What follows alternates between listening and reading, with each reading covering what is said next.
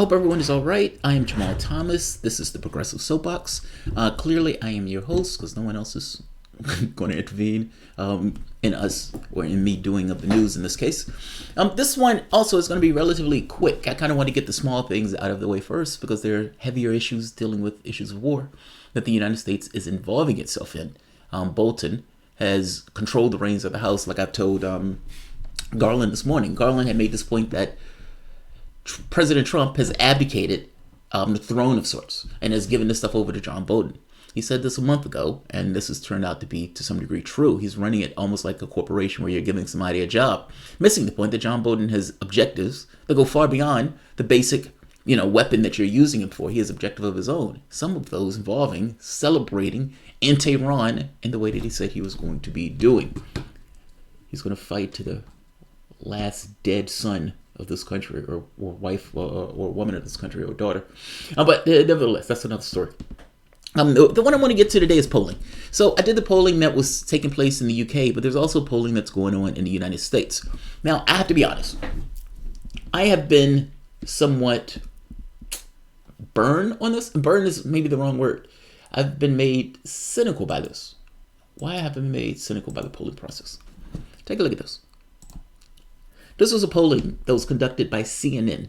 CNN runs with this poll and screams that Joe Biden is crushing Bernie Sanders. And then you look at the poll, that they didn't quite elucidate people to their polling mechanisms. But people under 50, for the most part, weren't included on this poll. Now, if you want to say Joe Biden is burning it up with geriatrics, I am forced to agree with you on this. But geriatrics don't, in fact, make up the entirety of the voting population. And not just not make up the entirety of the voting population, it's possible that the youth vote will be the prevailing vote coming up in the next 2020 election. It didn't include anybody under the age of 50 in this poll, and yet they ran with this poll. So yeah, I'm somewhat sensitive, let's say it that way, to new polling information. That said, when I see a particular trend, like Joe Biden burning it up with geriatrics, I'm forced to accept the reality of events. Fair enough. So here's a new one that just came out by Emerson. Right here. Emerson National Poll. Sanders and Biden are the clear leaders in this poll, with this poll showing Biden with 33% and Sanders 25%. They're clear ahead of everyone else in the field. Kamala Harris, Warren are the next closest with only 10%. Buttigieg, that nobody would know after this election, has 8%. Tulsi Gabbard, Mike Gravel, has 1%. And they're ahead of people like Booker, Klobuchar, Moulton, and a bunch of other names that people don't know.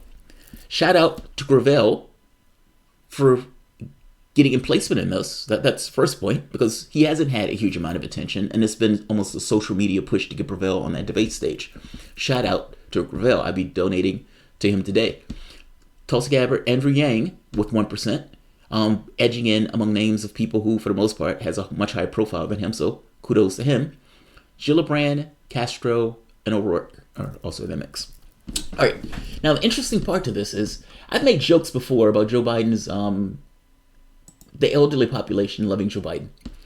Take a look at that.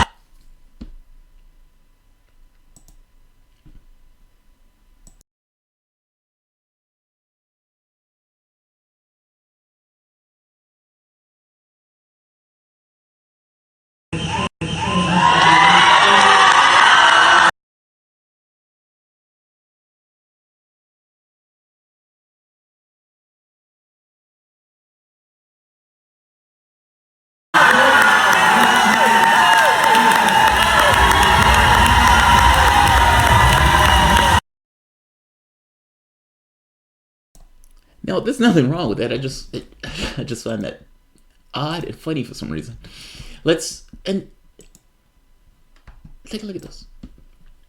That's a Joe Biden rally. I don't think anybody in that stage or is under 50. Oh, it might be so bold to say even under 55. Maybe that guy. But black people, you're younger.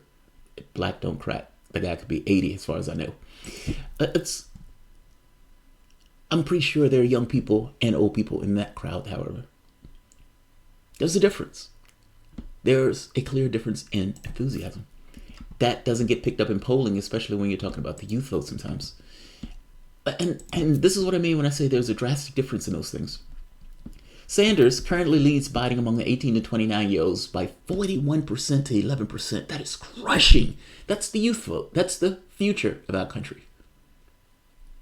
The geriatric vote, Biden kills. However, Sanders' support weakens with the age of 30 to 49-year-olds. Sanders, 29% to 26%. He still wins by the time you get to 30 to 49.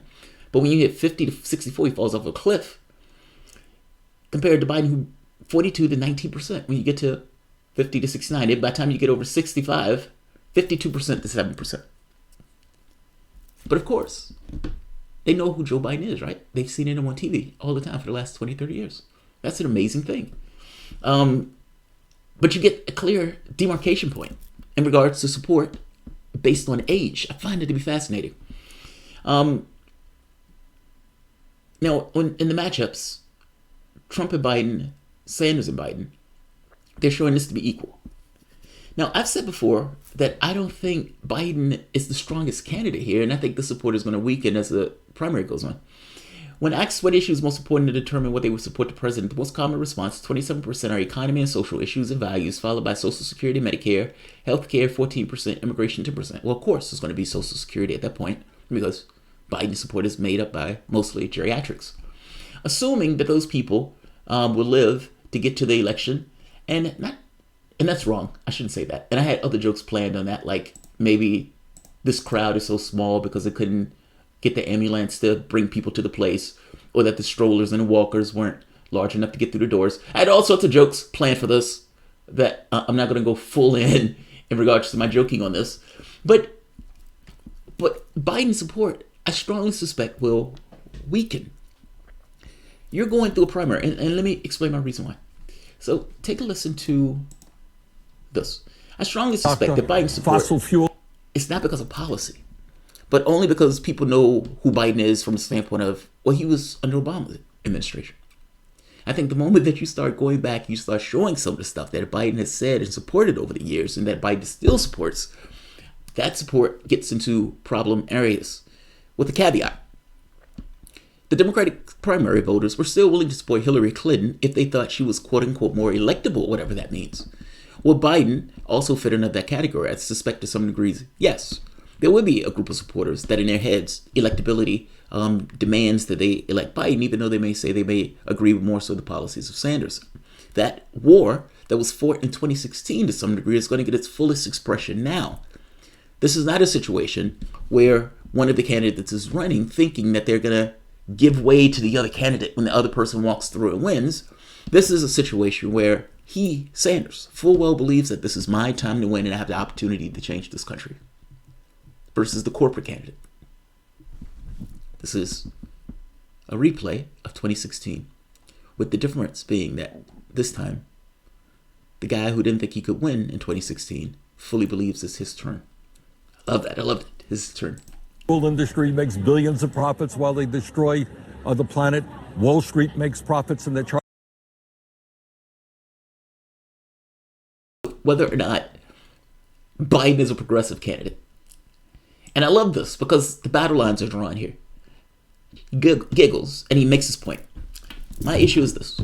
During the primary itself, this is going to be discussed, debated, talked about, and by the time you get to the end, assuming there's no cheating, which I can't even make that assumption, but assuming there's no finger on the, holding down the one of the sides of the evaluation on the scale, all of the stuff that Biden has said and supported over the years are going to eat him alive in this primary. I could be wrong, but I think those things are going to eat him alive. Sanders starts here.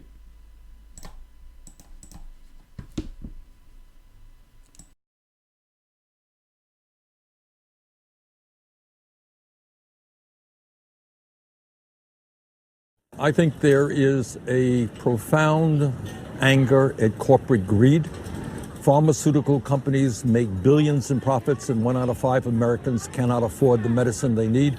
Insurance companies pay their CEOs outrageous levels of compensation. You got 34 million people who have no health insurance. Many people cannot afford their deductibles and their co-payments when they go to the doctor. Fossil fuel industry makes billions of profits while they destroy the planet. Wall Street makes profits and they're charging people 17% interest rates on their credit cards. I think people see the rich getting much, much richer and the level of income and wealth inequality increasingly dangerous from a moral perspective and from an economic perspective. I'm sure you saw Joe Biden say that he is the most progressive candidate in this race. Well, look, Joe is a good friend of mine. And this is kind of the problem with media, right? Joe Biden said he's the most progressive candidate in this race. And the person who said that to doesn't laugh.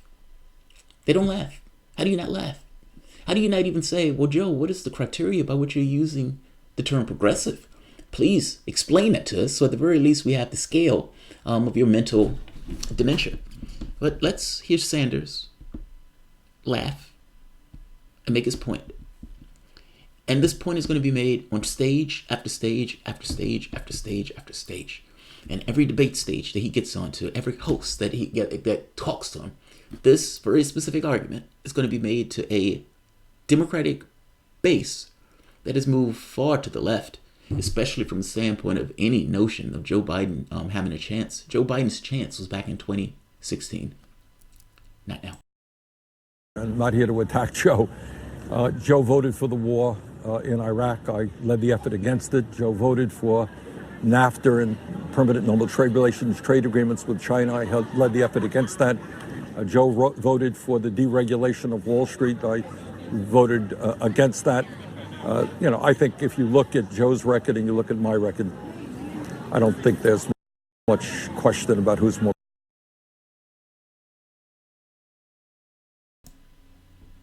Yeah, I want that argument to be made place after place after place, especially NAFTA, especially trade deals. Part of Donald Trump's main attack against Hillary Clinton was she was for each and every one of these trade deals. And if you notice, the thing that Donald Trump has spent a lot of his time putting emphasis on was trade, workers, I'm going to protect farmers, et cetera, et cetera, et cetera. Also, if you notice that one of the ways that Sanders has decided to deal with this issue, especially dealing with the Midwest, has been trade deals, farmers. Like, this is an interesting way that this war is going to turn out. But I suspect that Joe Biden's support, especially, is going to soften. One of the more interesting figures also in this Emerson poll are people who are dead set on voting for their person. So Sanders has a base of people who are very strident in supporting their candidate. Let's see. A majority of Democratic voters, 56%, indicated that there's a chance that they could change their mind and vote for another candidate. That's a huge base pool. Polling notes that Bernie and Sanders have loyal voters at 52% and 54%, meaning 54% of Sanders voters are in the tank for him, 52% are in the tank for Biden. There's one other thing in this that needs to be mentioned that Biden doesn't gain from, especially when you're talking about any main election. Independents. There is a upswell of independent voters who voted for Trump that would have never voted for Joe Biden. They would absolutely vote for Bernie Sanders. And that is going to be taken also in the general election, something that doesn't necessarily play completely in the primary. But this poll, this is just starting. The other candidates being left behind, they're going to have to make some headway. I am hoping that Tulsi Gabbard makes inroads. I've been seeing her on everything that I've watched, meaning mainstream media and the like. She's trying to get her name out there and she's trying to up her profile. And she is one of those people who's willing to talk to anybody about any position that she takes on, regardless of the network. And she gets a gold star for me from that, like nobody's business, considering that one Miss Elizabeth Warren has just turned down the opportunity to debate on Fox. And it makes you think that there's some level of insecurity here in her ability to be able to defend the positions that she's taken now and in the past.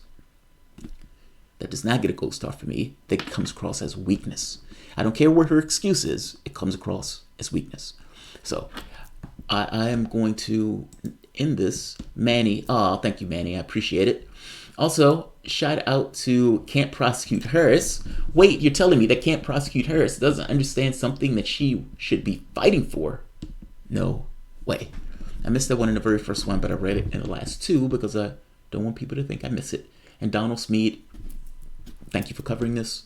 Thank you for supporting the content. All right.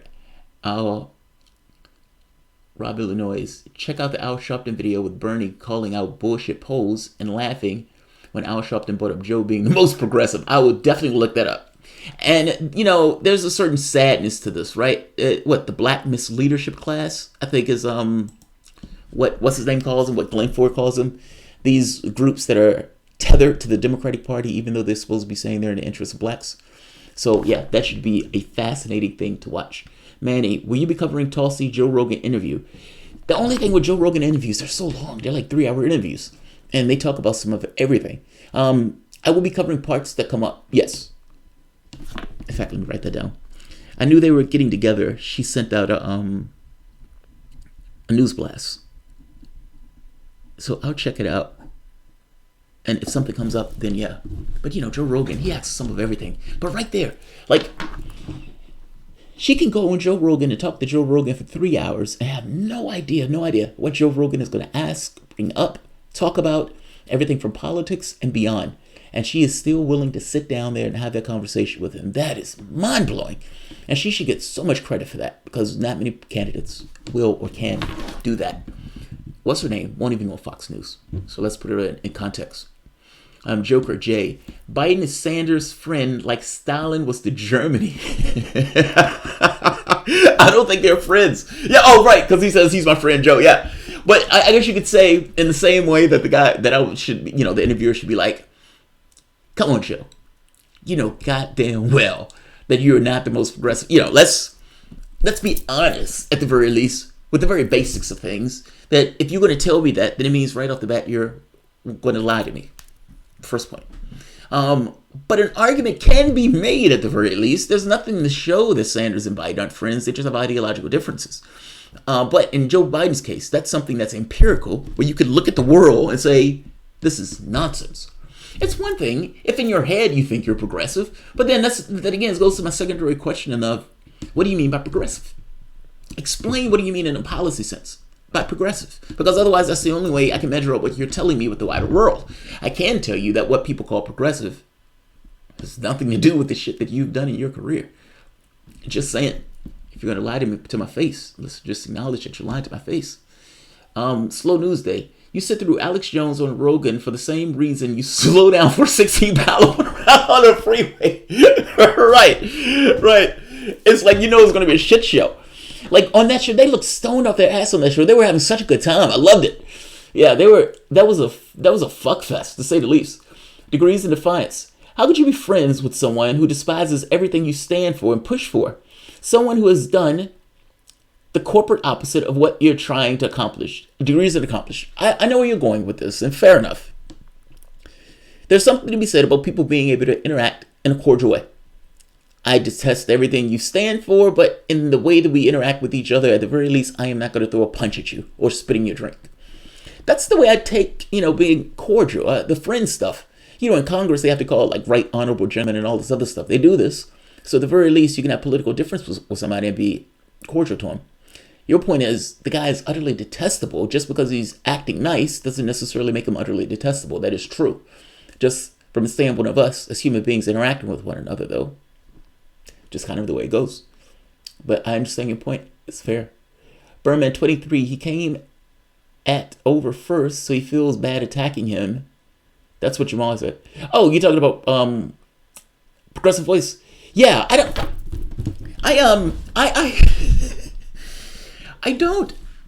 be honest, I don't really have feelings about it. I don't watch the show. And because I don't watch the show, it doesn't really matter.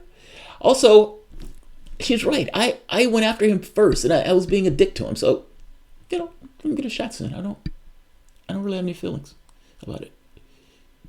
I would call 90% of Washington's psychopaths and narcissists openly. That would make for interesting brunches. Yeah. I mean, Bolton right now and the Trump administration right now is fomenting, or at the very least tried to foment, a coup in the most comically ridiculous, slap hand, back asswards way that you could possibly do so, using the assets of the CIA as an instrument to try to do so. Back in the 40s, 50s, 60s, 70s, those governments would fall. You'd have all sorts of calamity taking place in South America. And people would think, God, those people just can't get their acts together. When the reality of it is, the United States was destroying those countries using subversive means. Fast forward to 50 years, and you have a comical bunch of ideologues and religious maniacs that can't accomplish those feats. They probably told Trump that they could, and Trump believed them, and Trump was wrong. I hate to tell you this, Trump is not the guy that he tells you he is. You can look at his bank records to find out the guy failed his entire life. And in this particular moment, he's given the power of the presidency with a lot of people who were so desperate that they threw themselves, or desperate for change, they threw themselves a maniac. In this case, they're trying to get Maduro out with a patsy who's going to privatize resources of Venezuela and take Venezuela back to a submissive posture. Maduro, whatever you want to think of him, is a person pushing back against that. This notion that you're supporting Maduro just because you're pushing back against U.S. imperialistic aims is utter nonsense. It's one thing to say I don't want my country preying on other countries. It's another thing to say I'm supporting the government and whatever that government does within the internal dynamics of the country. There's a difference in those things. Guaido is a random guy. The majority of the people in Venezuela didn't even know who he was when he started screaming at the height of his lungs that he's president because the United States told him so. Simultaneously, as they squeeze and kill Venezuelans, because that's what those sanctions are doing, in the same way they're doing that, they're going after Iran, using similar weapons and similar devices. It seems that Donald Trump told John Bolton, no wars, don't get me embroiled in foreign conflicts. That's what he told Bolton. It's one thing to tell Bolton something or tell somebody, to attack dog something. It's another thing not to have the attack dog to bite the other person. Because the fact of the matter is, the moment that anything happens, and he's just going to be entirely going by John Bolton's word, or the secret, the intelligence that John Bolton brings him word or whatever, and the media is going to run with it. The media has already been running with it, acting as if something has been taking place over there. Oh, something's taking place. Something that gets the U.S. further involved in the various conflicts. He said as much that John Bolton wants to get him embroiled in a conflict. He said it jokingly, but he better take that joke seriously. John Bolton has aims. Pompeo has aims. They've stated those aims. There's no reason to disbelieve the shit that they said on this front, especially when they would have every reason to lie about it. So mainstream media is the more interesting component to this. The European countries have told Pompeo to go fuck himself. And so he's coming back to the United States in shame without any backing in Europe at all. Zero. Anything that the United States does, any provocation, the United States will be by itself, which, believe it or not, is more dangerous in an odd way. Europe has turned its back on this process. Saudis, Israelis, not so much. Meaning the coalition of the willing in this case is, the Saudis and the Israelis fighting to the last drop of American blood. So we'll see if Trump is dumb enough to instigate this. I would say this: an attack on Iran would destroy and end his presidency. I would tell you this much. And whatever impeachment procedure that people were going for, God bless him on it. And I even say that, I even know that Pompeo or his, what's his name, will be right behind it. Pence will be the person in line for this case. The problem with this is he loses support.